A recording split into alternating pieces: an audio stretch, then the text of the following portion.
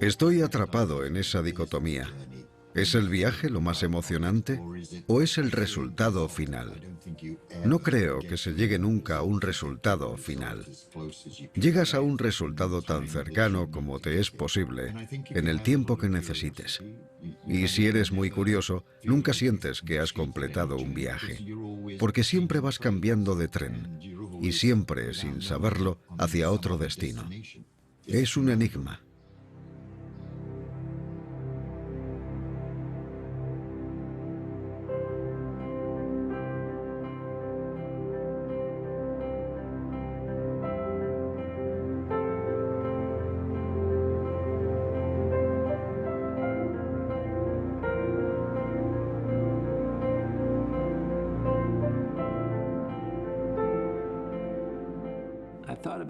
Para mí, Leon era como una polilla atraída a una llama que le quema las alas. Stanley Kubrick era una luz increíblemente brillante.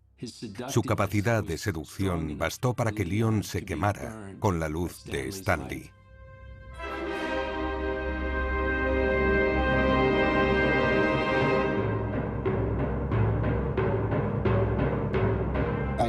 Vi 2001 justo cuando salí de la escuela de teatro y me pareció la mejor película que había visto.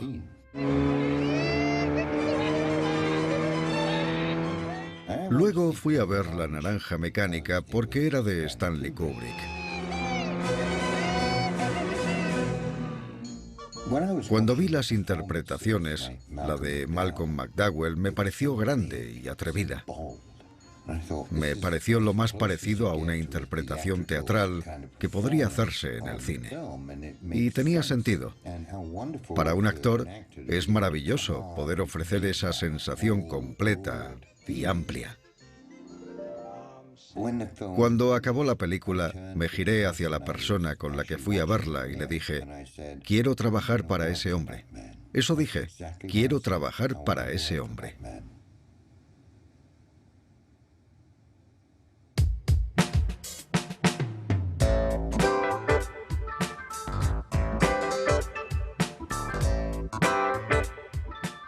He sido afortunado. Nunca he estado sin trabajar. He hecho teatro, televisión, dramas de época, BBC.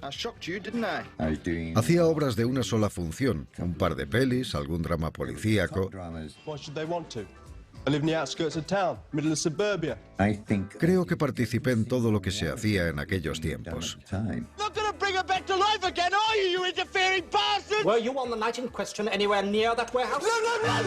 Hacía comedias de situación.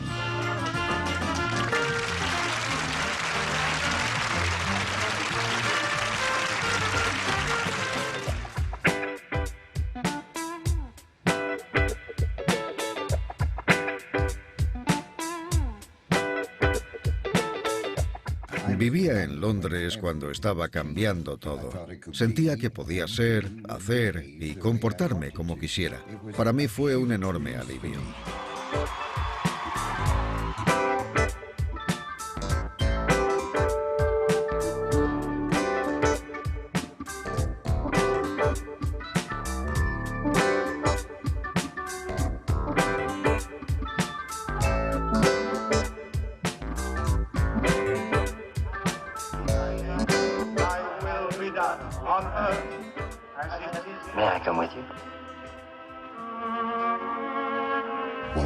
Uno de mis agentes supo que Stanley Kubrick estaba con una producción nueva y me consiguió una prueba. La película se llamaba Barry Lyndon. Stanley te mandaba el texto y en la primera página del mío, cuando llegué, había una notita escrita con la que luego supe que era la letra de Stanley. Decía, apréndete estos diálogos. Y cuando Stanley Kubrick te dice que te aprendas unos diálogos, tú te los aprendes.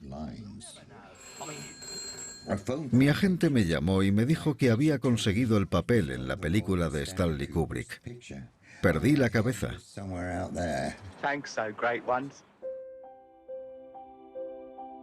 Me llamaron y me dijeron que tenía que estar en el Hotel White Hart a las 6 en punto porque Stan Lee quería conocerme. Yo estaba en el vestíbulo del hotel y de repente me dieron unos toquecitos en el hombro.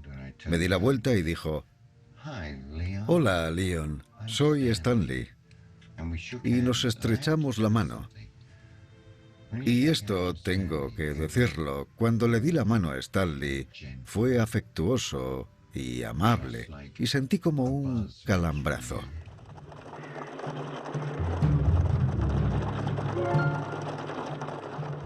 El primer día de rodaje me sorprendió a mí mismo lo nervioso que estaba.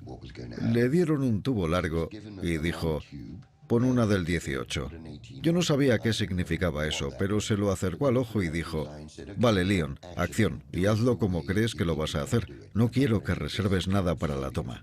Y empezamos. Él iba de un lado para otro mirando a través de su tubo.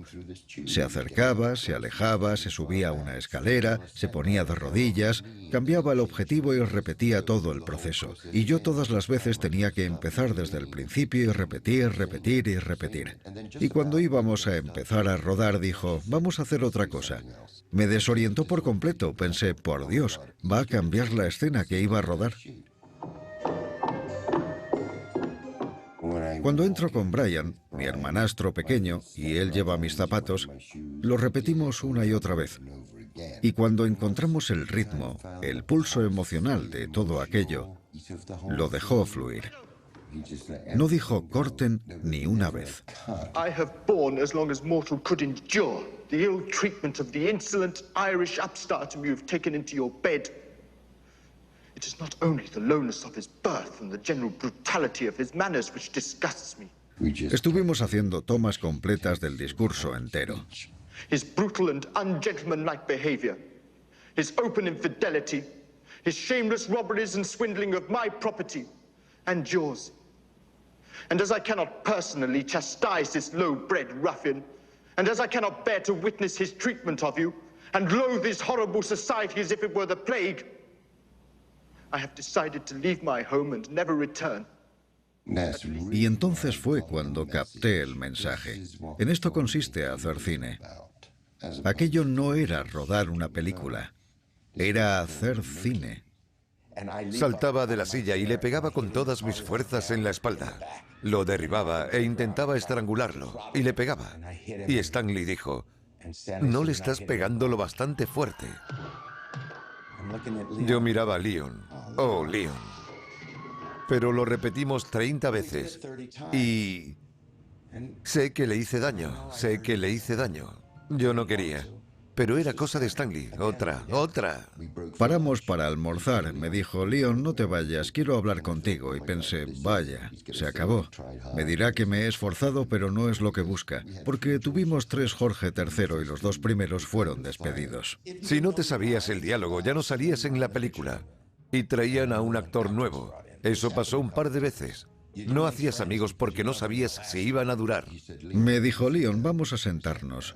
Nos sentamos y me dijo: «Me gusta lo que haces, y me gusta que cuando paramos para cambiar los focos, estés dando un paseo y repasando el texto. Por eso había decidido escribir varias escenas para ti y tenerte aquí hasta el final de la película». Casi me desmayé. ¿Te lo imaginas? ¿Te lo imaginas?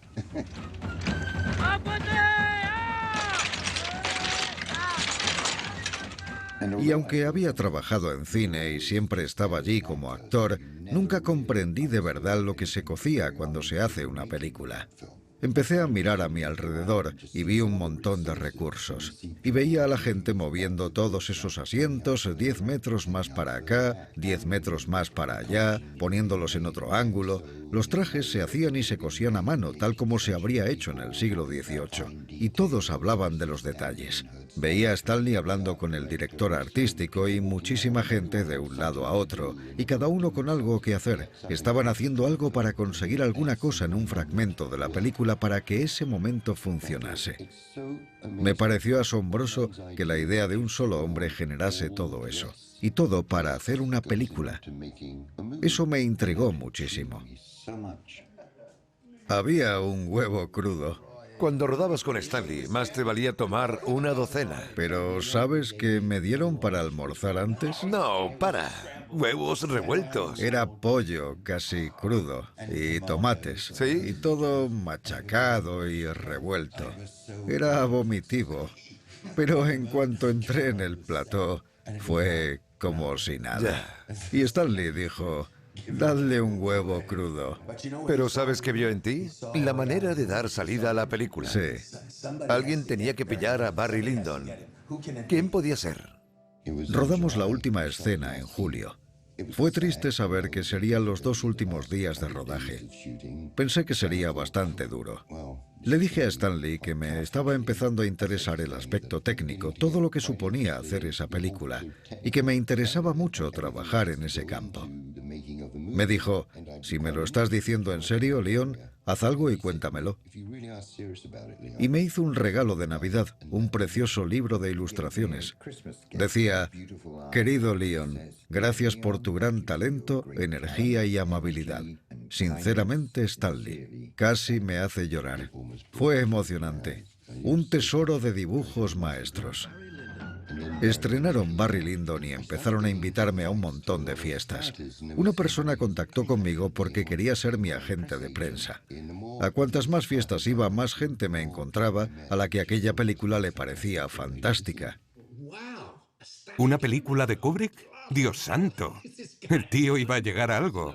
No podía creérmelo. Pasaban cosas en paralelo que también eran positivas. Me ofrecieron una temporada en la Compañía Real de Shakespeare y cuando empezaba a plantearme ser actor, habría dado cualquier cosa por participar en ella. Y tuve ofertas del Teatro Nacional Británico.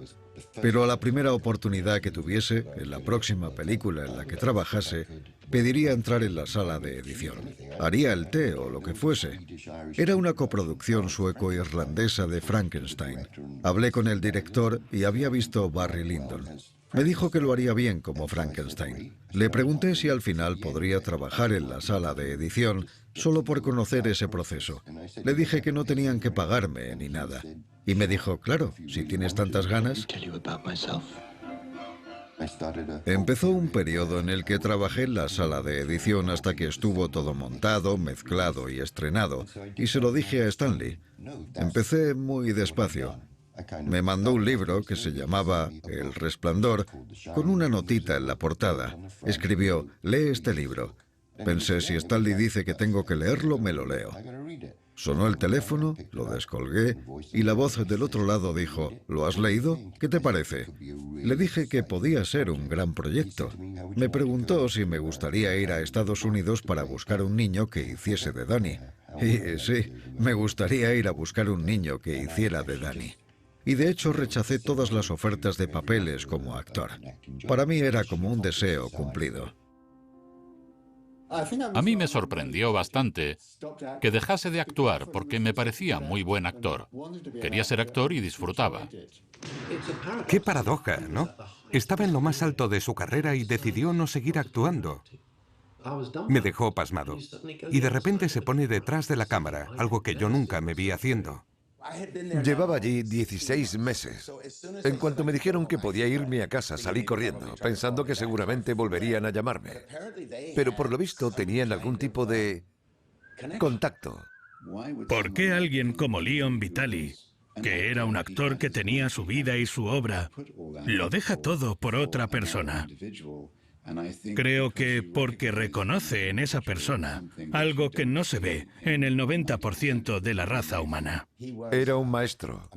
Y uno no conoce a muchos maestros en la vida. Tienes suerte si conoces a uno.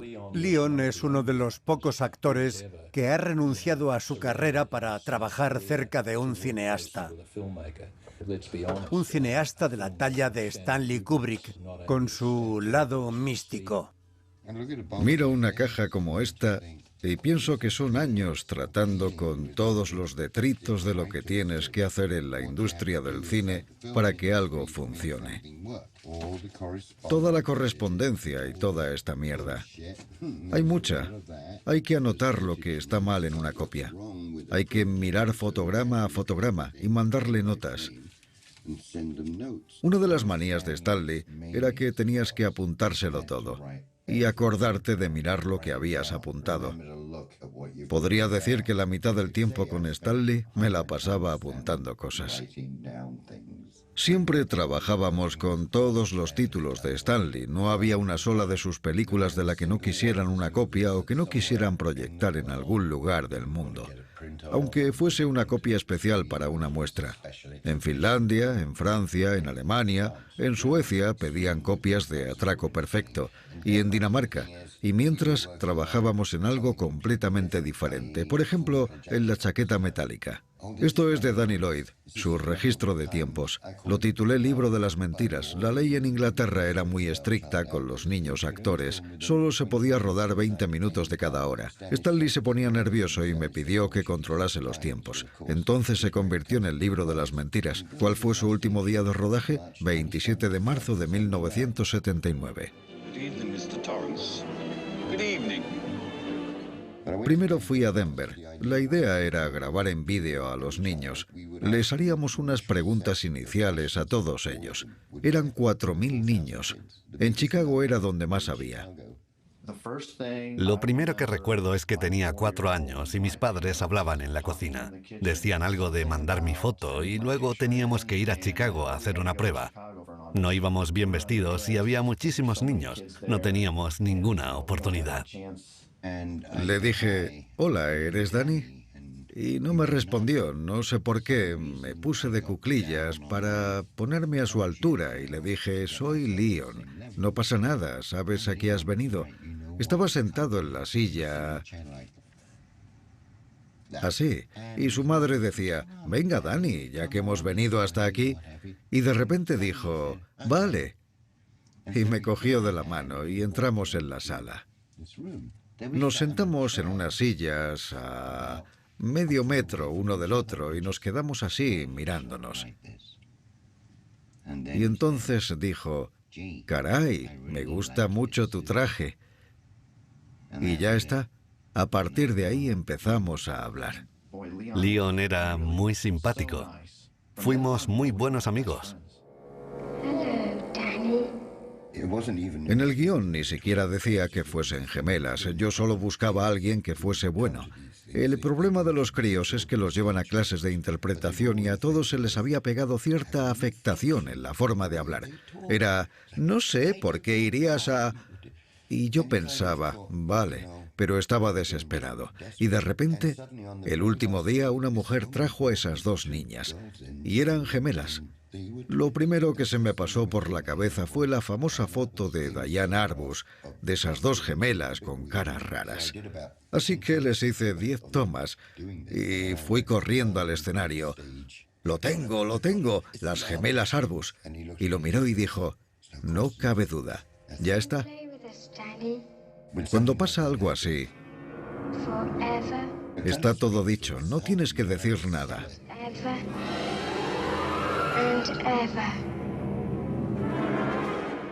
Recuerdo cuando estaba con Leon y él decía, vale, color, ahora para, o pon cara de asustado.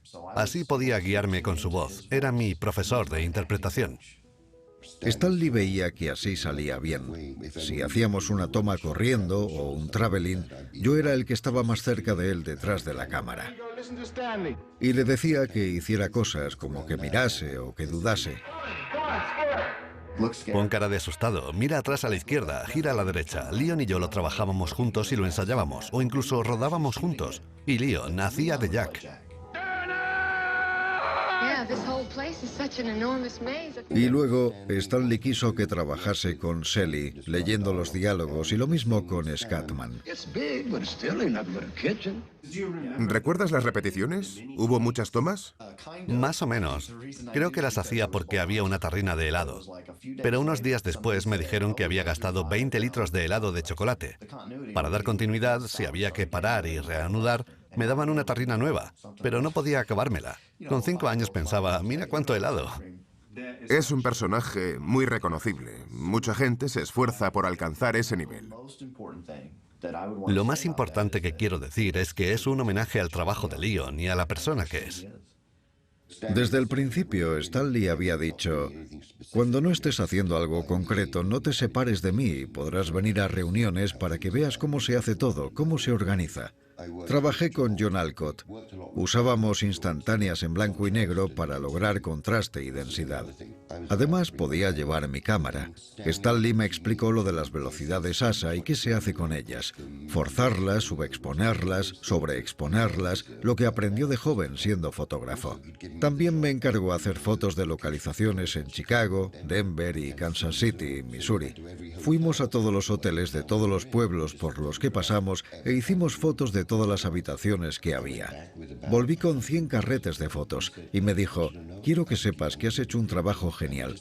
Y me puse muy contento porque hizo que me sintiese una parte de aquello.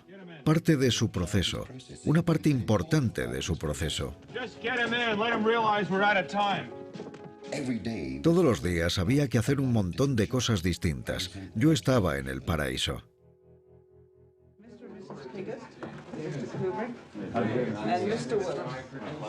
Cualquiera que conociese a Stan Lee, aunque hablase con él 10 o 20 minutos o trabajasen juntos un año o tanto como yo, siempre se iba diciendo: conozco al auténtico Stanley Kubrick.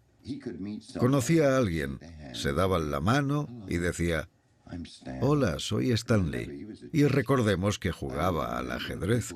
Siempre recuerdo que los que acababan de conocerlo salían diciendo: caray, no es como dicen que es. Es fantástico, es muy amable, muy tal, muy cual. Era igual cuando yo lo conocí. Solo cuando empezamos con la chaqueta metálica y las responsabilidades eran cada vez más agobiantes, apareció otro Stanley, porque era pam, pam, pam.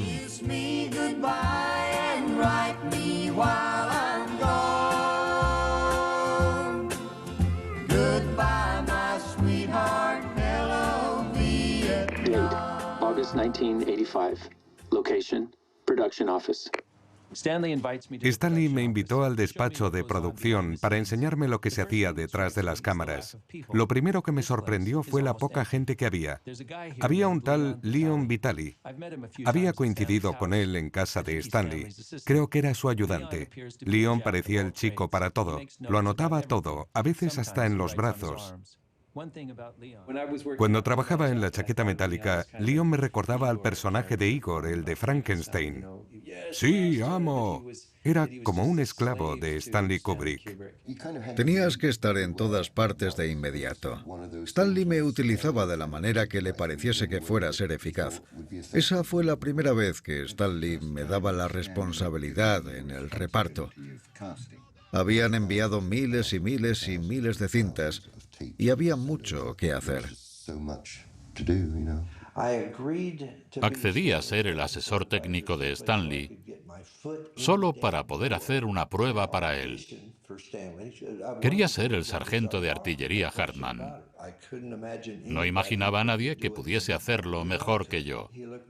Me miró a los ojos y dijo: imposible, ya he encontrado al actor. Pero en los Marines no me enseñaron a perder con elegancia. Me llamaron de Warner Brothers. Hola, Tim, acércate para firmar tu contrato. Creo que tienes el mejor papel de la película. Metió la mano en el escritorio y sacó la chaqueta metálica. Dijo: harás de sargento instructor.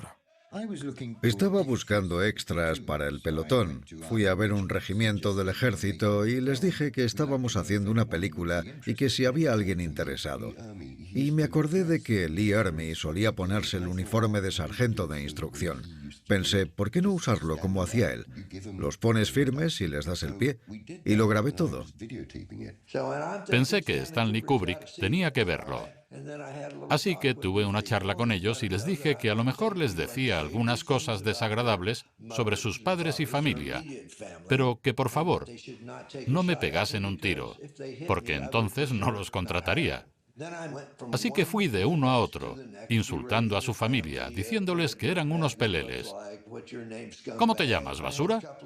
A un par de ellos los puse a chuparse el pulgar. Luego me di cuenta de que Leon, sutilmente, los grababa a ellos y luego me grababa a mí.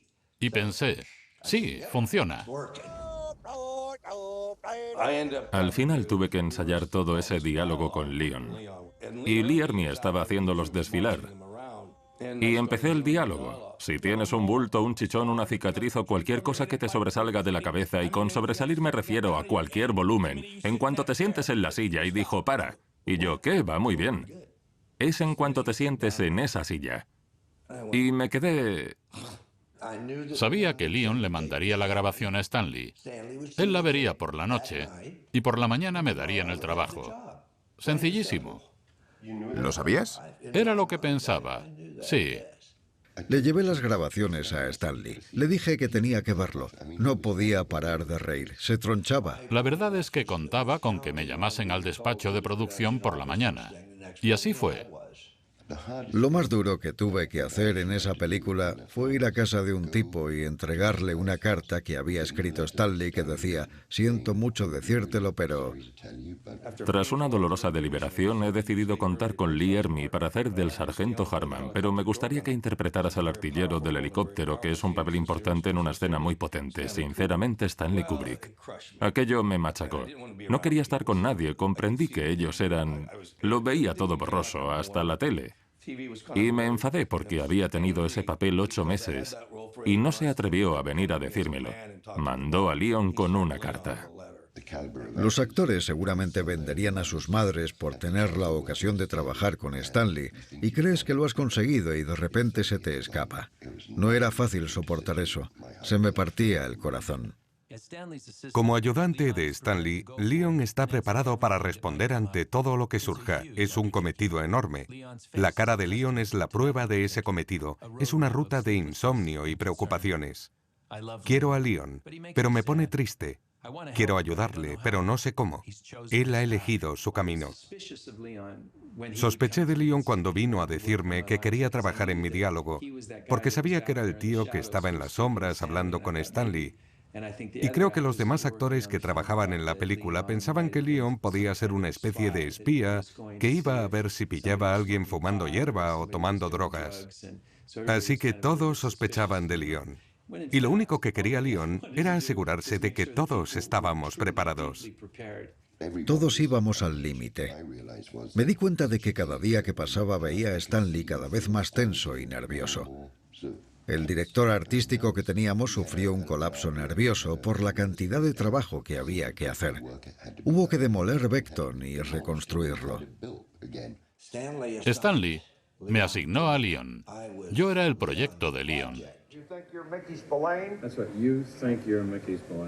Hay un montón de horas y horas de audiciones y grabaciones. Las hicimos transcribir. De hecho, grapamos al texto de Lee unas 800 páginas.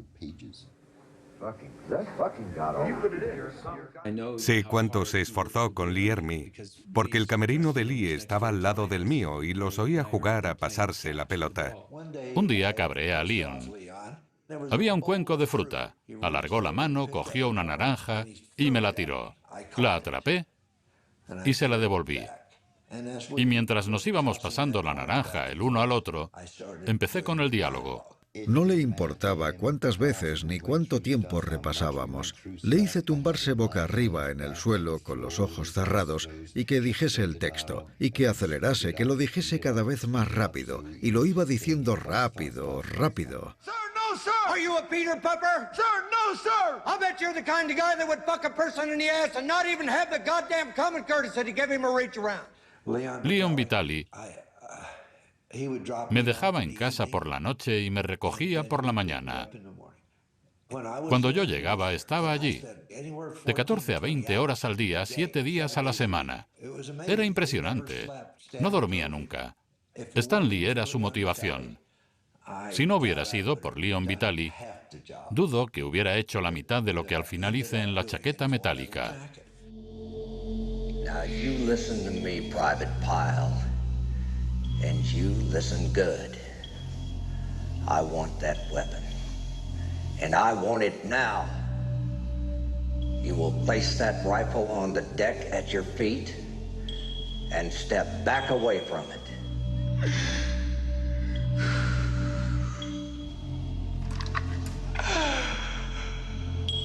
What is your major malfunction, numbnuts? Didn't Mommy and Daddy show you enough? Y eso me abrió todas las puertas. No he dejado de trabajar desde entonces. Mi vida ha sido genial.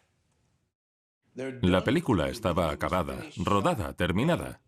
Y decidieron volver a meter el papel del artillero. Se quedaba a dormir en mi casa. Y cuando nos pusimos a ello, me di cuenta de que poco a poco empezaba a encontrar matices. Fue maravilloso observar ese proceso en el que alguien alcanza a comprender algo. Y luego fuimos al lugar del rodaje y subimos a un helicóptero. Me llevé una cámara y lo ensayamos. Porque Stan Lee no pensaba volar. Además, Stan Lee llegaba a mediodía, cuando nosotros llevábamos 2 o 3 horas. Y luego lo prepararon todo y dijo, este ángulo sigue sin verse. Tim, bien. Sube ahí y hazlo 3 veces más igual.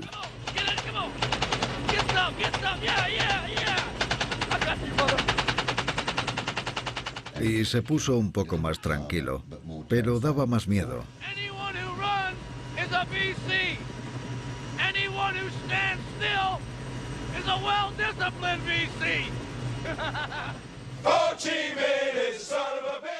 Stanley vino y me dijo, tienes que hacer los pasos y los efectos de la sala. ¿Cómo dices? Me dice, aquí tienes que hacer todos los pasos y los efectos de sonido. Le dije que yo no sabía hacer aquello. Dijo, seguro que puedes. Y así era siempre, como me encargaba una tarea nueva. Si le decía no sé diseñar escenas, respondía seguro que sí. Vale. Yo soy el de los efectos de sala. Eddie Tice, nuestro operador de sonido, y yo, los dos solos hicimos todos los efectos de sala. El crujir de la ropa, el traqueteo del equipo, todo. Hasta el último sonido, incluida la furcia. Después de la chaqueta metálica, ¿pudiste hacer lo mismo que Leon? ¿Cambiar el chip conociendo a Stanley como lo conoces? No, creo que después de la chaqueta metálica no habría podido decir, voy a trabajar para Stanley. Soy demasiado egoísta. Lo que hacía Leon era un acto de entrega, como si se crucificase a sí mismo.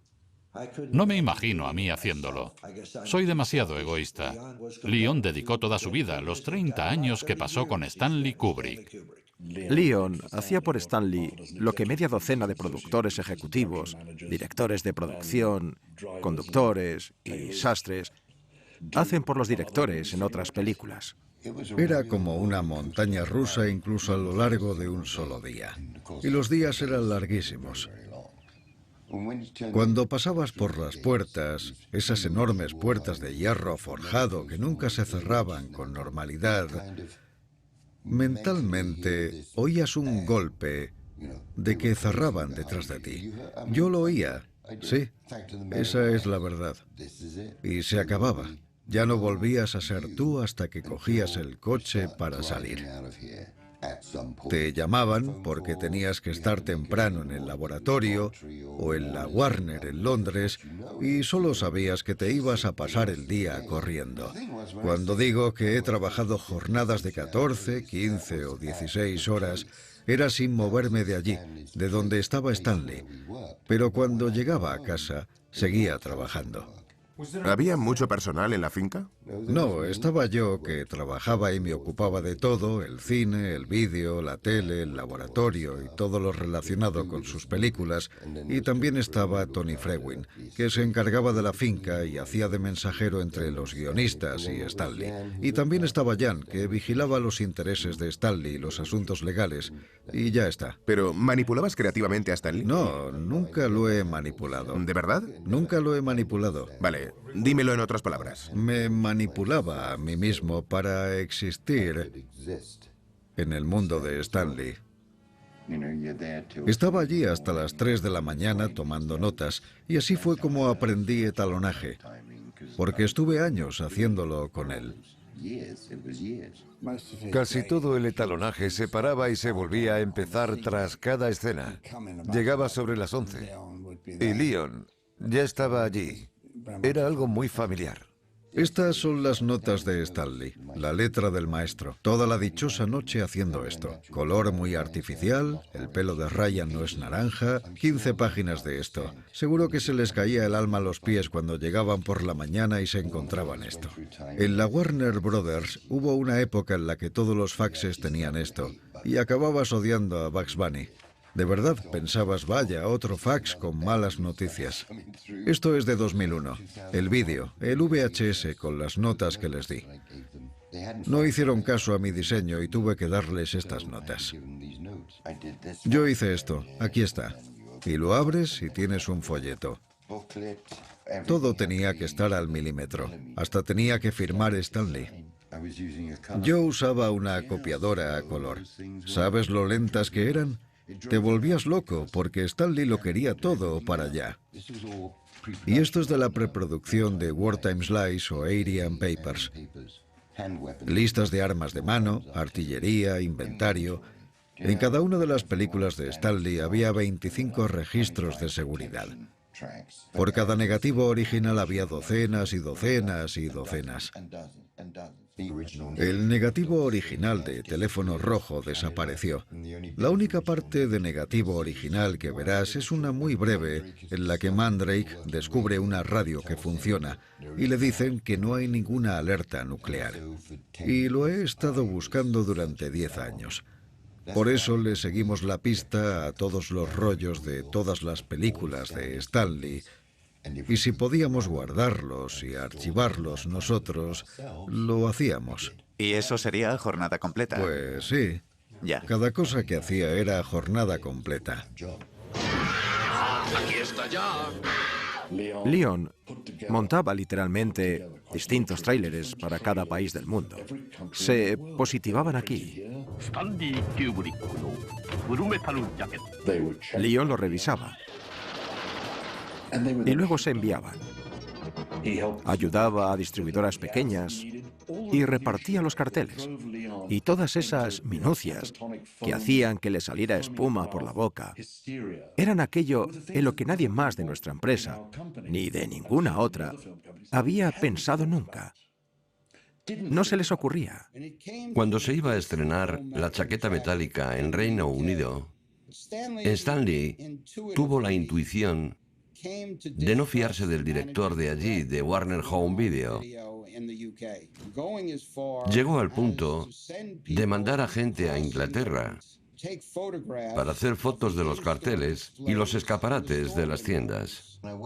Yo fui a ver todas esas tiendas e hice fotos. Cuando le dije a Stanley que no había ni un anuncio en el edificio de Warner Home Video, se puso furioso. Me sentí muy responsable de aquello.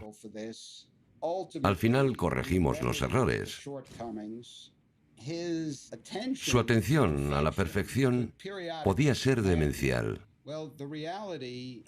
La realidad es que eran sus obras y les ponía la pasión de un artista que quiere que el público vea las películas con la mayor calidad posible y que se comercialicen adecuadamente. Lo que Leon aportaba era un vínculo entre Stanley y ese coloso que era la Warner. Era una empresa enorme y poderosa, como un dinosaurio. Un peso y una fuerza alucinantes y un cerebro diminuto. Y lo que Stanley hacía, y pasaba por Leon, era conseguir que hiciesen cambios, aunque fuesen mínimos. Lo único que se escuchaba era, dile a Leon que hay que hacerlo. Si algo salía mal, decía, tu responsabilidad es asegurarte de que entienden lo que quieres. Y a lo mejor había que intentarlo 2, 3, 4, 5 o 6 veces. Si sentía que no recibía ninguna respuesta, o si la gente me tomaba por el pito del sereno, diciendo que me iban a mandar algo y no lo mandaban, y había que estar detrás de ellos, él me decía, vale, Leon, coge el teléfono y les dices que si te hablan así a ti, me están hablando así a mí. Yo sentía que había una especie de lealtad en eso. Una vez fui a mi despacho y había un fax de Stanley a alguien sobre un horrendo error que se había cometido. Era de Stanley, pero lo había firmado con mi nombre. Yo nunca supe qué era aquello, ni se lo dije a nadie, porque Stan Lee lo decía por mí, usándome como un sustituto suyo. Nunca me reuní, con quizás 2 excepciones, con nadie de las oficinas de Los Ángeles, ni siquiera cuando él venía a Inglaterra. Stan Lee me quería cerca, pero oculto. Creo que Stan Lee no quería que me pusieran cara, al ser una especie de portavoz suyo cuando decía que necesitábamos hacer una cosa u otra. Seguramente oían mi voz por teléfono y pensaban que llevaba traje, medía 1,80 m y tenía autoridad. Lo que piensas cuando te dicen que alguien es ayudante de alguien es que diseña escenas, que trabaja en el laboratorio restaurando cosas, que reparte los papeles y trabaja con los actores. Y a veces actúo. ¿Con qué cargo te quedarías a gusto? ¿O es algo de lo que no hablas? No cambiaría nada. Cuando viajaba al extranjero tenía que rellenar los visados y a veces pedían la ocupación. Yo siempre escribía trabajador del cine. Soy un trabajador del cine y me dedico a eso. Ser ayudante, para mí, no es otra cosa que ayudar a alguien a conseguir lo que quiere acabar viendo en una pantalla. Yo ensayaba y hacía el reparto. También me encargaba de los envíos, de la televisión, ventas, licencias, diseñando escenas, conversiones de vídeo, DVDs, discos láser, inventario, horarios, comprobar positivos, traducciones del tráiler, un horario. No había un positivado en el que no estuviera con Stan Lee haciendo los cambios y hablase después con el laboratorio. Al principio te quedas, madre mía, Stanley Kubrick. Y luego, joder, tío, no. Porque te llevaba hasta un límite en el que no podías más. Tienes que entender a Stanley Kubrick antes de comprender qué hacía Leon Vitali y por lo que ha pasado, lo que se ha grabado en su alma y en su mente. Solo lo consigues cuando comprendes lo que un hombre extraordinario, un genio, una pesadilla, afectuoso, cariñoso, distante, frío, extrovertido, divertido, inteligente y totalmente motivado, haría por sus películas. La extraordinaria atención de Stanley al más mínimo detalle lo alejaba de mucha gente. Al diseñador de producción de Barry Lyndon se lo llevaron unos tíos con batas blancas porque no soportó la presión. Podía ser de lo más encantador y decirte que te habías comido el mundo. Me daba palmaditas en la espalda si le gustaba mucho alguna cosa y acto seguido te venía encima una avalancha de mierda. A mí siempre me dio miedo, la verdad, porque era muy frío. Era como hablar con Dios. Vivíamos y trabajábamos en ese entorno tan intenso. Y la intensidad de Stan Lee está bien documentada. Leon tenía las mismas posibilidades que cualquiera de sufrirlo. Si Leon hacía una cosita que no fuese correcta o que... Y nadie puede hacerlo todo bien. Y menos si trabajas con Stan Lee. Porque son muchos detalles y muchas cosas. Siempre te hacía entender que no te importaba o que te ibas a equivocar, que no estabas tan implicada como él. Siempre esperaba que la cagaras. Así que, por mucho que te esforzases, siempre era, tú puedes más. Y tenías que dar más y más y más y más. Y eso fue lo que consumió a Leon. Imaginamos cómo debe de ser pasar todo tu tiempo con uno de los mejores directores del mundo. Pero cuando empiezas a pensarlo, tiene que ser un auténtico infierno, porque ya no tendrás vida propia. Toda tu existencia girará alrededor de ese individuo. Fuera del mundo del cine, el equivalente de Stan Lee sería Gordon Ramsay en uno de sus realities, cuando dice: jódeme, jódeme, sí, estúpido.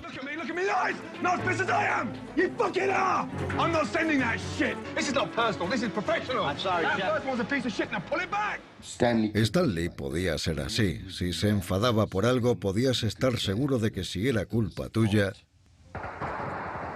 estabas acabado. Lo peor de todos esos trabajos era la hora a la que salías del laboratorio o de donde fuera, cuando creías que lo tenías todo y había que tener muchas alternativas y todo el camino de vuelta pensabas: madre mía, igual no le gusta, igual no le gusta. O sea... ¿Estrés? Sí. Hicieron un positivo de 70 milímetros de 2001 y nos mandaron una copia que tenía unos 10 puntos de verde. Tuve que repasar cada fotograma. El fotograma más pequeño es el positivo de 35 milímetros de Stanley, con el etalonaje que él especificó, pero se ve que son muy diferentes. Y cuando Stanley lo vio, se puso como un energúmeno.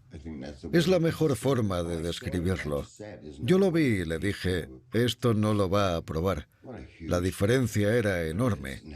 ¿Y cómo no lo había visto nadie? En esos casos sentía empatía por Stanley, pero creo que él también se exigía eso de sí mismo, porque su temperamento era tan vitriólico y tan sarcástico y tan duro. Hacía falta valor para decirle la verdad sobre cualquier cosa. Cuando veíamos los copiones, tenía que decir, ese no está del todo bien. Porque si no lo decía, luego él preguntaba, ¿por qué no has dicho nada? Happy birthday, dear Jesus. Happy birthday. Era el día de Nochebuena y me quedé solo en la sala de edición. Todo se había alargado a mediodía y tuve que enseñarle los copiones a Stanley. Bajó con un cabreo de 1000 demonios. Cada vez que le decía que había un brillo en la toma, decía, me gustan los brillos. Así que ni se lo mencioné. Estábamos viendo los copiones y vio un brillo y dijo, Leon, hay un brillo. Y yo dije, sí, pero siempre dices que te gustan. Y me echó una bronca. Fue increíble. Se puso a gritarme. Cuando terminó dijo, supongo que ahora querrás irte. Tengo unos regalos para ti. Y delante de su despacho había una caja con un montón de regalos. Me dijo, cógela y feliz Navidad. Pensabas, esto será ya el final. Ahora me dejará en paz. Hasta la 1 del día de Navidad. Y entonces empezó un bombardeo de llamadas. ¿Qué pasa con esto y con aquello? ¿Cómo vamos?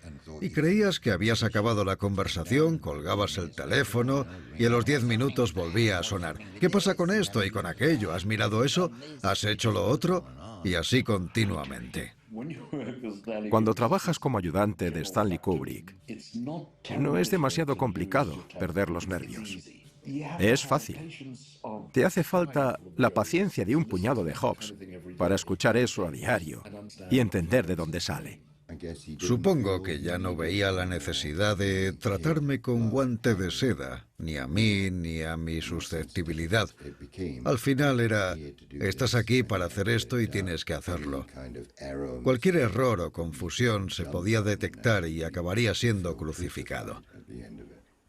Había veces en que era un auténtico idiota y no entendía algo o cometía un burdo error de juicio. Por mucho que Stanley le gritase, Leon, ¿qué haces? Dios, sí, Stanley. Sí, Stanley. Pero escucha, siempre intentando que bajase la voz. Era... ¿Cuántos años estuvieron juntos? Creo que el único motivo por el que aquello pudo durar tanto fue por una lealtad ciega. Stanley comprendía que Leon era alguien que lo apoyaba y lo protegía. Lo que Leon recuerda con más cariño era estar en el porche de su casa, fumando y mirando a la calle. No creo que Jack Nicholson haya visto la calle desde el porche de Stanley Kubrick. Creo que tenían una relación única, de las que raramente se ven, y mucha confianza mutua. Leon era una parte de Stanley, se entendían sin palabras.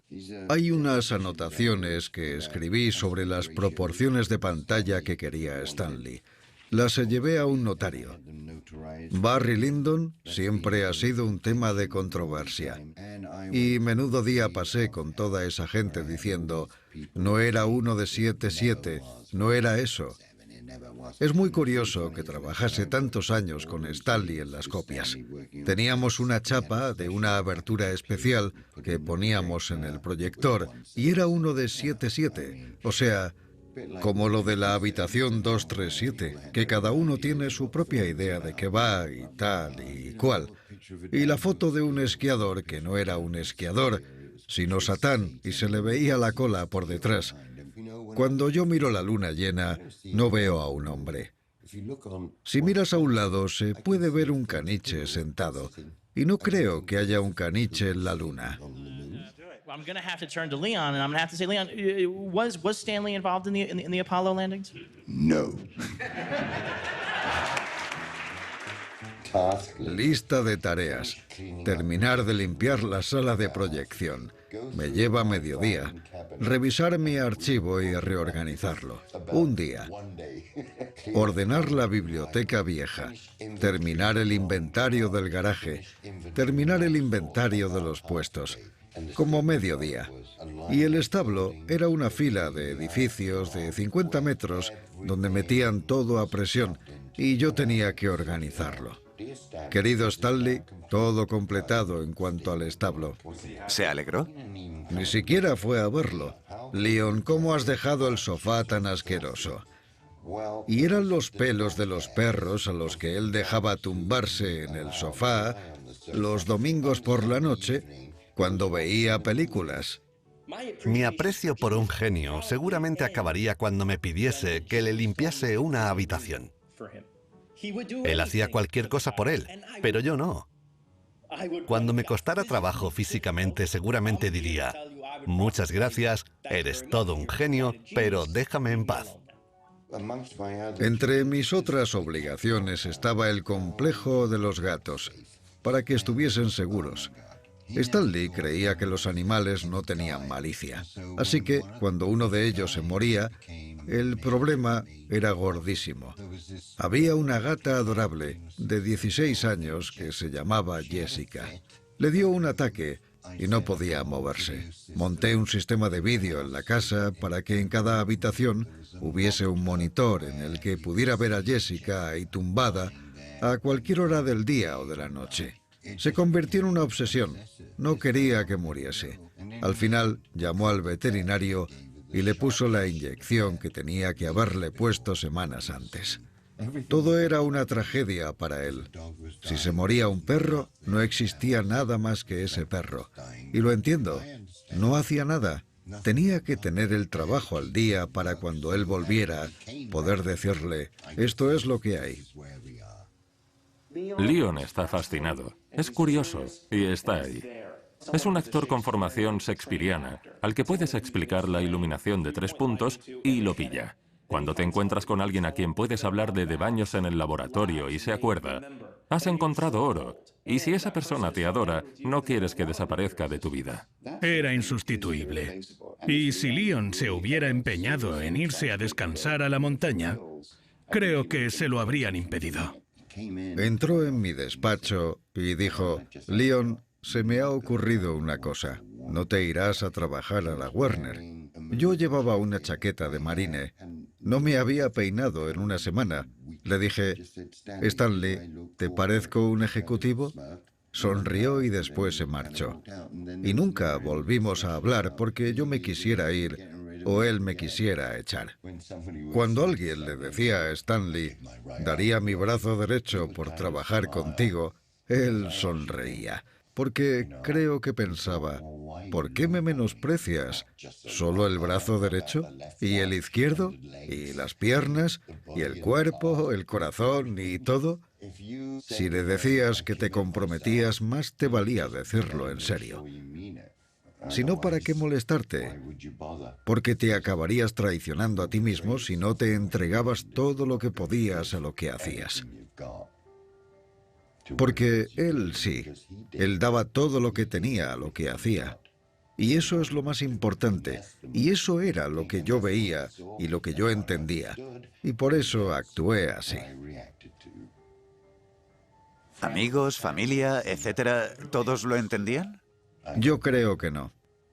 ¿Y por qué? Porque Stanley te consumía. Estás en un mundo extraño. Y probablemente el mundo de Stanley Kubrick fuera muy extraño. Era alguien muy absorbido por los detalles cotidianos de sus propias películas. Quería hacerlo todo. Y gran parte de ese trabajo la desviaba a Leon, que se convirtió en sus brazos y sus piernas. Y creo que pagó un precio muy alto. Él no lo admitiría. Seguramente no lo dirá. Pero yo sí. Leon sacrificó su vida familiar por la causa. ¿Necesitaba ese trabajo? No. Podía haber seguido trabajando. Era muy buen actor. Stanley decía, o te importa o no te importa. No hay zonas intermedias. Importar significaba dar todo el tiempo que tuvieses hasta que estuvieses demasiado agotado para continuar. ¿Cómo era Stanley con vosotros? ¿Stanley? Sí. Era encantador. Siempre era muy atento conmigo y con Max. A mí siempre me pareció encantador. Quizá porque no trabajé para él. Si tenían un buen día, también era un buen día para mí.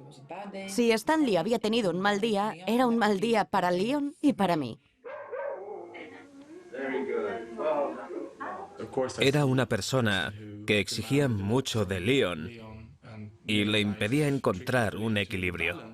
Estaba trabajando, trabajando, siempre trabajando, ni un descanso. Eso le ocupaba todo su tiempo. Vera y yo hacíamos otras cosas. Él se ponía a hablar por teléfono o con la fotocopiadora, sin parar y fumando. Un cigarrillo, una taza de té y absorbido por el trabajo. Era algo kafkiano. Siempre había montones de cosas por hacer. Rollos de película que ver, los expositores para las tiendas de vídeo, los doblajes, traducciones y subtítulos. Montones de carteles a los que mirar la temperatura del color, o cintas VHS para comprobar el doblaje húngaro. Lo que fuese. Me canso solo de pensarlo. Profesionalmente, Leon nunca estaba relajado. Había épocas en las que no se quitaba la ropa y dormía junto a la puerta para poder levantarse en 2 horas e ir a trabajar. No se ponía cómodo para no quedarse dormido. Cuando trabajas para alguien tan perfeccionista, no paras nunca, hasta que literalmente te caes al suelo. Y creo que ha habido momentos en los que Leon se ha caído al suelo, porque no paraba hasta conseguir algo casi imposible, bello o perfecto. Es algo que no deja de motivarte, que necesitas repetir, como una droga. Nada le importaba tanto como el trabajo que hacía. Eso lo eclipsaba todo. Era difícil tener una simple conversación o tratar de comunicarse, porque seguía teniendo a alguien en su cabeza. Recuerdo que me entraban celos porque siempre tenía tiempo para otras personas. De niña veía eso y no lo comprendía.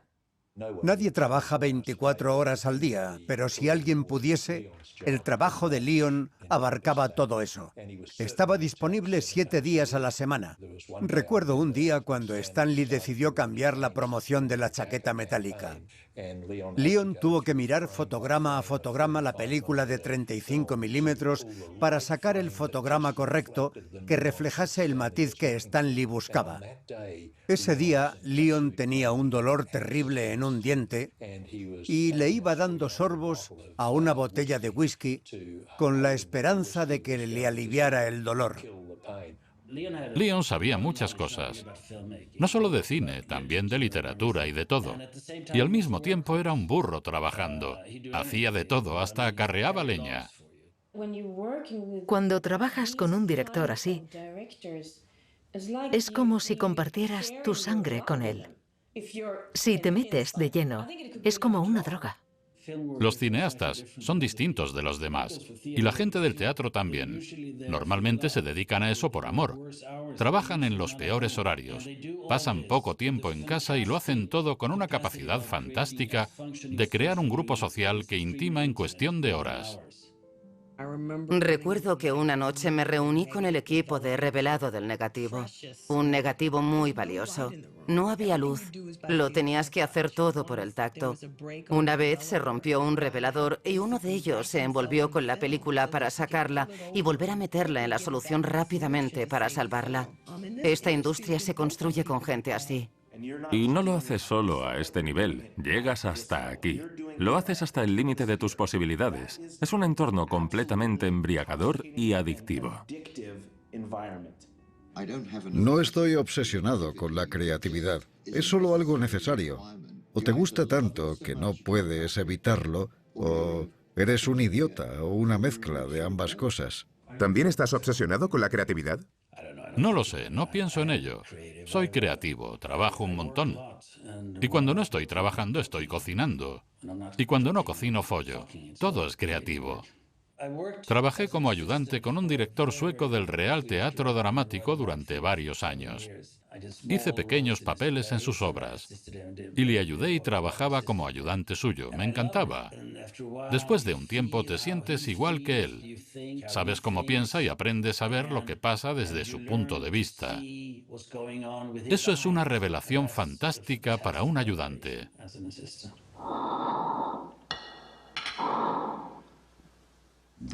Fue una experiencia vicaria. Estoy viviendo algo a través del genio de otra persona. Es lo que haces y aprendes, y te enganchas a eso. Y cuando Stan Lee decía, he cambiado de idea, empieza de nuevo, ¿qué más me daba? Yo estaba a su servicio, porque él estaba al servicio de su película. Y la cuestión era que yo quería estar con Stan Lee y trabajar con él, hacer todo eso. Quería hacerlo. Él ha sido el cineasta más brillante y fantástico del siglo XX, y para mí fue un honor poder trabajar con él tantos años. Notaba desde muy pequeña el impacto que Stan Lee ejercía sobre él. Lo importante que era, aunque a mí no me gustase. Pero siempre he sabido que eso era lo que necesitaba. Mi padre, al que amaba, lo amaba. Se sentaba al piano y me cantaba La Mer. Era maravilloso estar ahí, con él tocando, y que me mirara mientras cantaba. Sentía que era solo para mí. Y tanto si él lo comprendía como si no, esa canción penetró profundamente en mí durante muchos años. Se convirtió, y sigue siéndolo, en una de esas canciones hermosas que puedo escuchar una y otra vez. En la Primera Guerra Mundial, cuando mi padre era niño y vivía en Bélgica, los alemanes fueron a su casa. Estaban solos él y su madre. Su padre era de la resistencia contra la invasión alemana y le estaban buscando. Mi abuela no podía o no quería decir dónde estaba. Se la llevaron al patio y le pegaron un tiro, obligando a mi padre a verlo. Fue una persona muy inestable el resto de su vida. ¿Y cómo era la vida en casa? A veces podía explotar. Tensa. Sí. Así la recuerdo yo. Sí, yo... ¿Cuando papá vivía? Sí. Sí, se le cambiaba el humor a la mínima que hicieras. Intentábamos no ponernos en una situación que generase críticas. Era lo que intentábamos. ¿Bajar la cabeza y quitarnos de en medio? Sí. Murió cuando yo tenía 8 años. Recuerdo que era una preciosa mañana de verano. Me pareció raro que mi madre y mi hermano mayor estuviesen pintando el pasillo. Me acerqué a ella y le dije, he oído, y antes de decir nada me hizo callar, y le miré la cara. Nunca había visto una cara más sosegada en mi vida. Me dijo, ve a tu habitación, siéntate en silencio y piensa. Y me puse a pensar, nunca volveríamos a ir al cine con él. No volveríamos a pasear hasta la tienda de caramelos el domingo con él. Y también pensabas, y tampoco me llevaré otra bofetada y no tendré que volver a ver cómo intenta matar a mi hermano mayor. Y mientras pensaba eso, solo escuchaba el ruido de los brochazos. Poco a poco reconstruimos nuestras vidas, pero éramos los porteros de un colegio, así que teníamos trabajo todas las noches. En cuanto a Stan Lee, en cierto modo, lo entendí por la experiencia con mi padre. Si das un paso atrás, no te maltratan. Así que me quedaba atrás y no me enfrentaba, no le desafiaba. Dejaba que se le pasase el berrinche por lo que le hubiese molestado. Eso es lo que agradezco a Stan Lee, que me ayudase a entenderme a mí mismo. Trabajaba para él, pero también trabajaba con él y te daba esa confianza. Ya no se trata de lo que quiero ser, sino de cómo soy. El jefe de Warner Brothers me dijo una vez poco antes de morir Stan Lee: es extraordinario lo bajos que son los costes de producción. Y le respondí: eso es porque él lo hace todo. Es Stanley Kubrick, y lo único que no hace es actuar. Lo hizo una vez. Una vez actuó para Leon. Good evening. I'm sorry not to be able to be with you tonight to receive this great honor. Vino un agente y prepararon el teleprompter. Yo llevaba la cámara y, como de costumbre, los del teleprompter se quedarían allí. Y Stanley dijo: no. ¿Os podéis ir? Al final acabé de operador de cámara y manejando el teleprompter al mismo tiempo. Lo repetimos y decía: Leon, mueves demasiado rápido el texto, o vas demasiado lento. Cuando acabó, echó a andar hacia atrás. Le pregunté qué hacía y me dijo: pues estoy rematándolo, ya sabes. Y le dije: yo creo que sería mejor que hiciera un fundido, que te vayas a negro y ya está, ¿sabes? Era muy enrevesado. Daba la sensación de que alrededor de Leon y Stanley todo era un estudio de cine. Altibajos, pequeños detalles, grandes cosas. Era como ir a un taller creativo, con un ambiente muy creativo.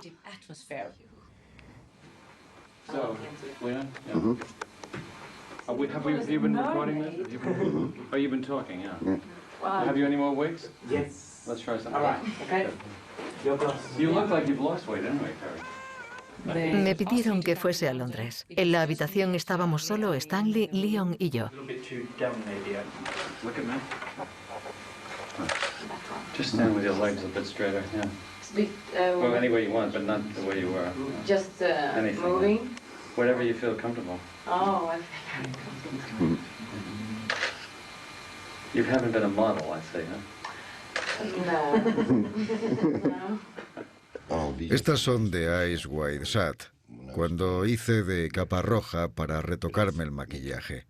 Aunque nunca lo entendí, porque llevaba máscara todo el rato. ¿Qué pensaste cuando te pidió que hicieras de maestro de ceremonias?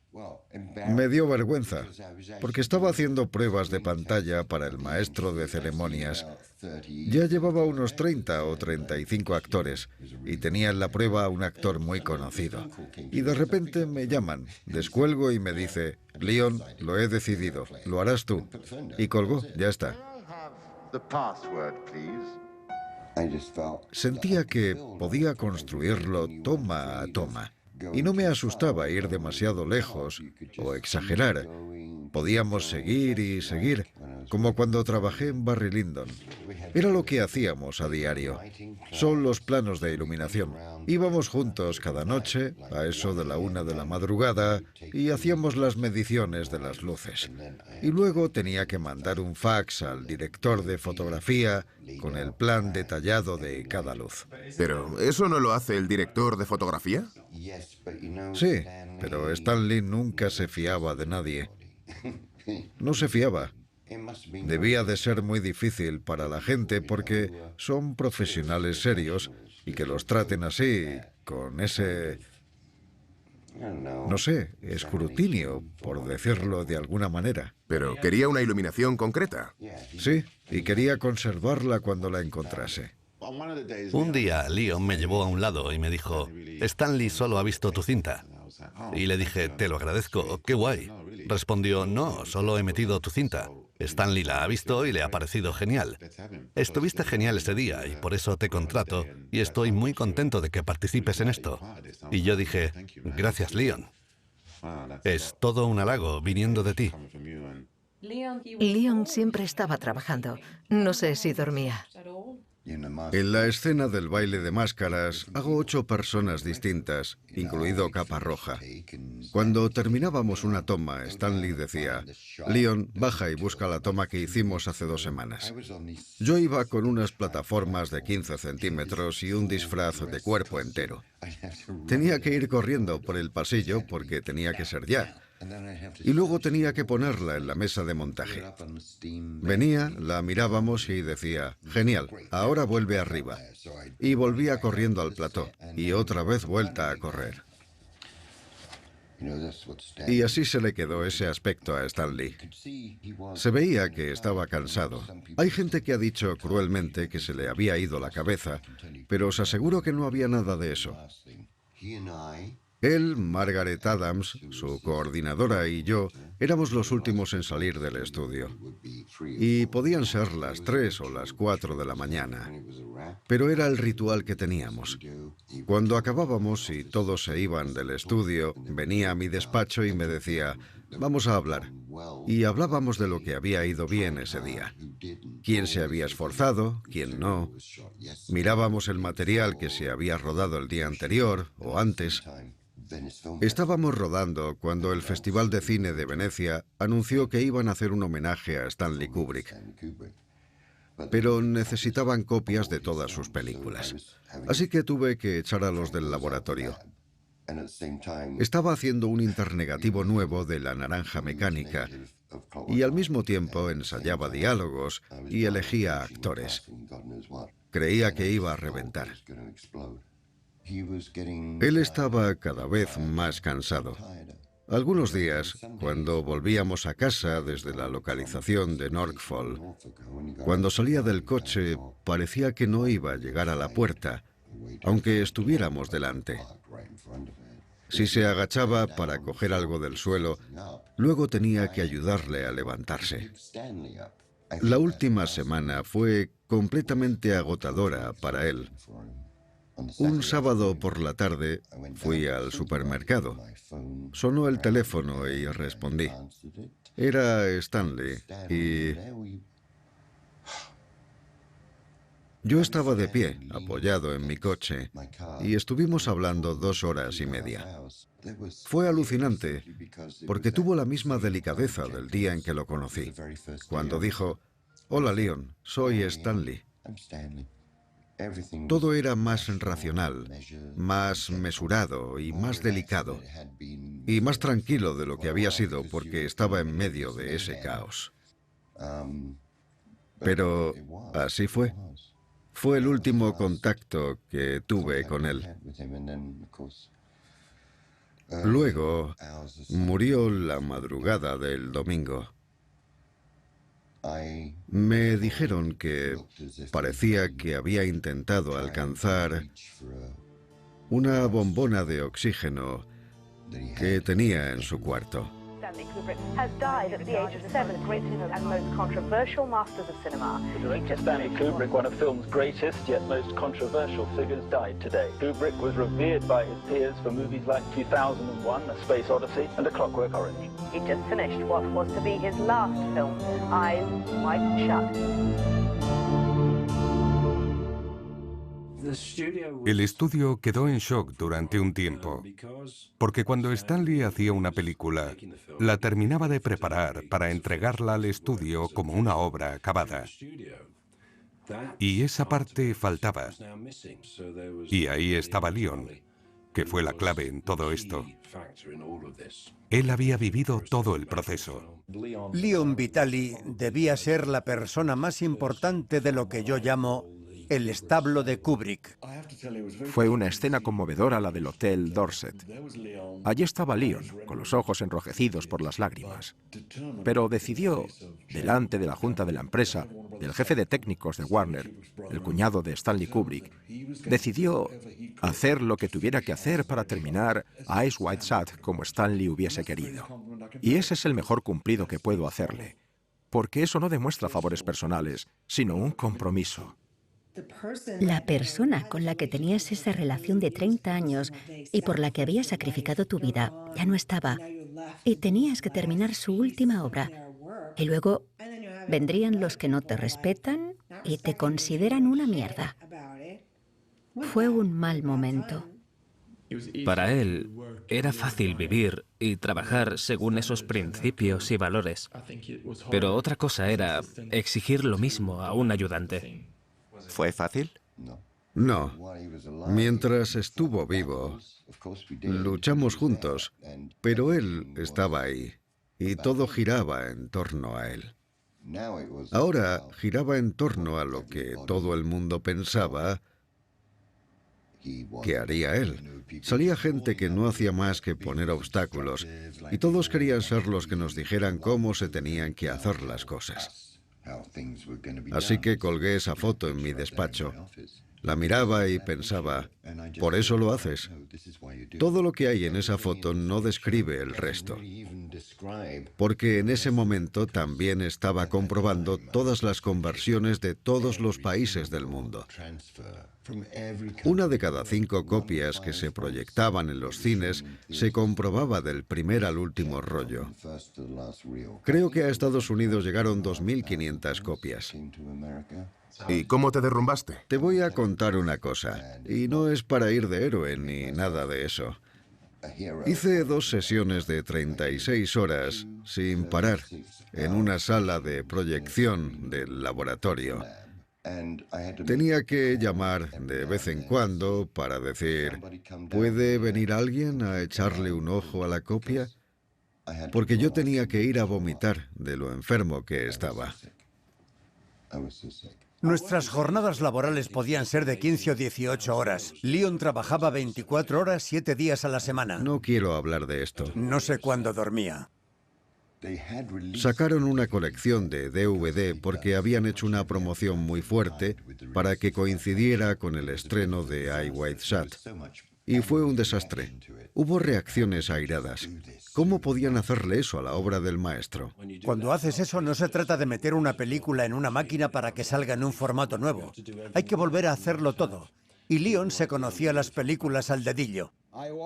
Autoricé el coste de hacer una masterización y una digitalización perfectas. Volver a remasterizarlas en un formato de mayor calidad que el disponible en VHS. Solo había un hombre que pudiera dirigir esa restauración, y era Leon. Alguien como Leon había visto de cerca el proceso de producción y el de distribución, y es raro en una sola persona. Te aprendes la película trabajando con ella y haciendo las copias. Si llevas 15 años haciendo copias, te conoces el negativo. Pero yo no lo conocía. Era aterrador. Él había aprendido a hacer que sonase como tenía que sonar, sabía qué hacer con las pistas, sabía cómo debía verse y cómo manipular los negativos. Era el único que lo sabía. La última parte de su trabajo era conservarlo todo, garantizar que estaba ordenado y almacenado con seguridad. Así que vino a Estados Unidos. Alguien tiene que llevar el estandarte de ese proceso mental. Y ahí es donde interviene Leon. Recibió el encargo de ese esfuerzo hercúleo de aguantar a los que pensaban que eso no debía ni siquiera hacerse. Leon fue el único que quedó en pie cuando salieron las navajas. Y sé que se lo hicieron pasar muy mal por lo que le había hecho Stanley a la gente durante muchos años, ahora que ya no estaba. Estaba la pandilla de Kubrick, Chris Young y Jan, los de la Warner, y eran famosos por ser duros y no aguantar tonterías de nadie. Hacían lo que querían porque tenían a un tío que se lo había demostrado. Era único. Así que Warner no iba a negarse, los críticos no iban a aceptarlo y Leon estaba atrapado al tener que dirigirse a todas las partes. Cuando trabajo en una película, tengo que conocer la historia de su producción. Necesitas saber cómo se ha hecho. Cuando lo entiendes, la película te habla. Para recrear lo que Stanley había hecho, hicieron falta 2 o 3 años de investigación. Buscar originales y demostrar que cada cosa era lo que era. Luego se empezó a trabajar. En Barry Lyndon había un montón de planos larguísimos y muchos exteriores. Leon siempre sabía el brillo que debían tener, el contraste, qué intensidad. Y cuando trabajabas con él, veías que tenía muchísimo talento. Cuando la terminabas, te dabas cuenta de que no la habías terminado, porque Leon tenía que llevarla a la Warner, y pelearse para que hiciesen otra conversión, o que algo se siguiese haciendo de cierta manera. Estaba solo contra el mundo, y no paraban de machacarlo. Pero la Warner mostró buena voluntad, más de la que mostró cualquiera en este proceso. Había gente que me llamaba y decía: lo que dicen de ti por ahí es que estás buscando problemas. No, no buscamos problemas. No buscamos problemas. Pero si hay problemas, tienes que señalarlos. Tienes que hacerlo. Con todos los respetos, tienes que decir: esto no está bien. Y empezó a adelgazar y a enfermar. Estaba demacrado y asustado. Llegué a pesar 30 kilos. Esto es de cuando no me encontraba bien y es de mi afirmación: soy Leon Vitali y me curo solo. Siempre estaba al 100% en el trabajo, pero era como una cucaracha. La comparación no es bonita, pero no hay quien lo pare, siempre sale adelante. Al final, dejó el despacho y le dieron una mesa en un pasillo en la Warner Brothers. Y se quedaba ahí solo, repasando los archivos, asegurándose de que se terminaban las cosas. Y si alguien quería proyectar 2001, tenía que estar él presente. Nadie más podía seguir el nivel de detalle maniático que solo Stanley o Leon tenían. Y eso se ve en su obra en la actualidad, que pudo no haber existido. Porque Leon sudó todos esos años, lo mismo que Stanley. Leon corrigió todos los errores que se habían cometido. Conservó el proceso para que futuras generaciones puedan ver la obra de Stanley tal como la hizo el maestro. Esa será la huella de Leon en el legado de Stanley Kubrick.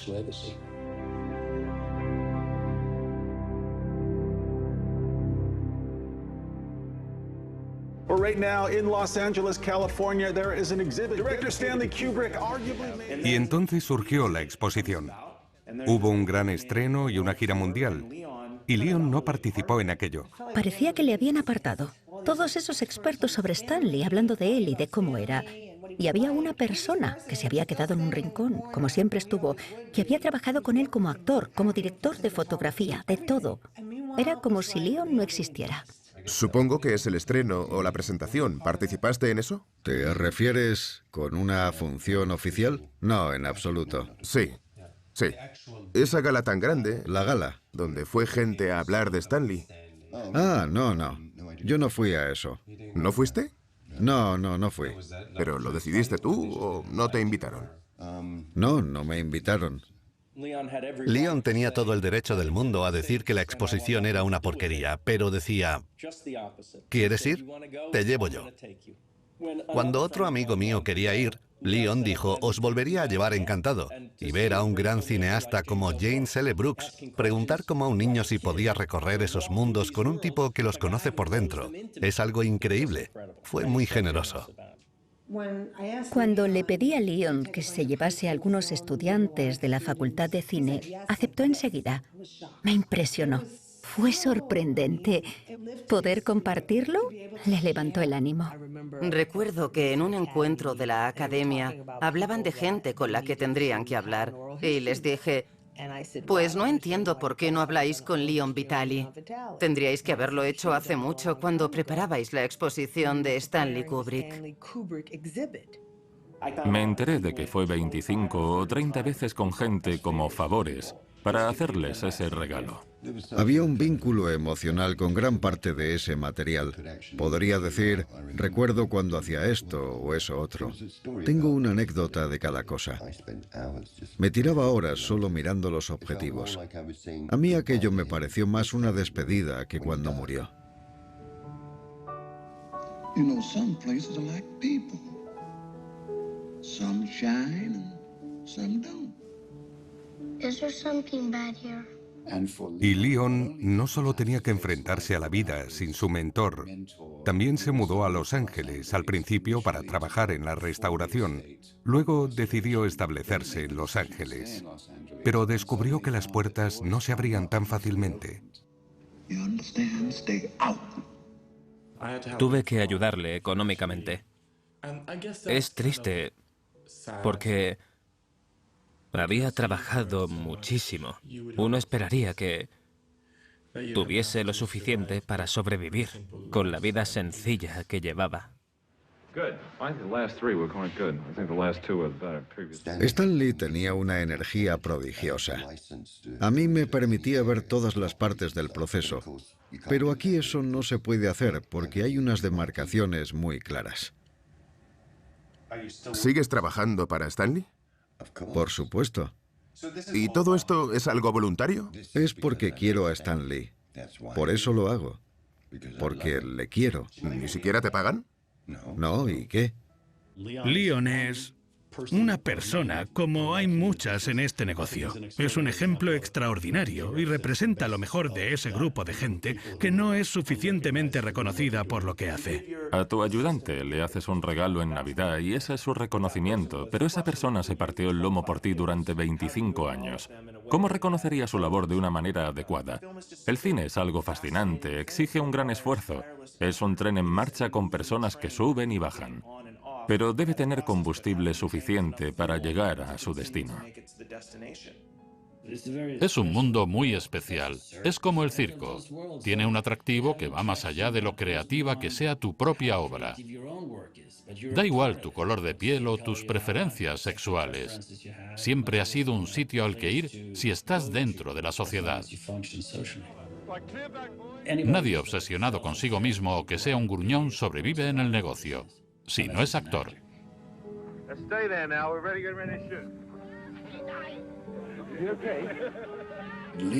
Leon dedicó años de su vida y casi la pierde, porque las copias tenían que quedar lo mejor posible.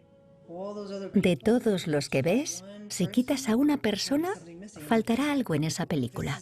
Es como un montón de Leons. Todos los que están por debajo son los que hacen subir a los que están por encima. Fue asombroso que Leon estuviese tan cerca del maestro, como él lo llamaba, y se quedase con él. Fueron inseparables durante mucho tiempo. Sueño con él cada vez más. Siempre es en una casa que tengo.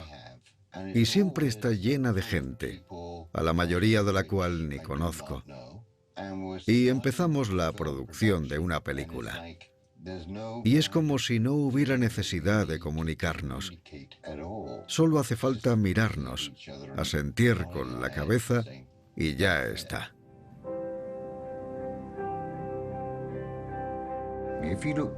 Si echas la vista atrás, cuando eras niño tenías tus aspiraciones y tus ambiciones, pero nunca salía como tú esperabas. Hay muchas cosas que pueden frustrarte y ponerte muy furioso, pero al mismo tiempo es algo estimulante. En muchos aspectos no importa si las cosas salen exactamente como las querías o no.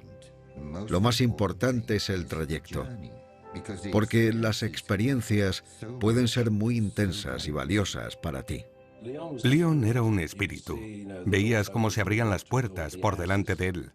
Tenía un aura de kubrickismo. Era el aprendiz que se convirtió en maestro con todas las respuestas. ¿Estás orgulloso y contento con tu trayectoria? Sí, claro. Claro que sí. Hasta ahora ha sido fabulosa.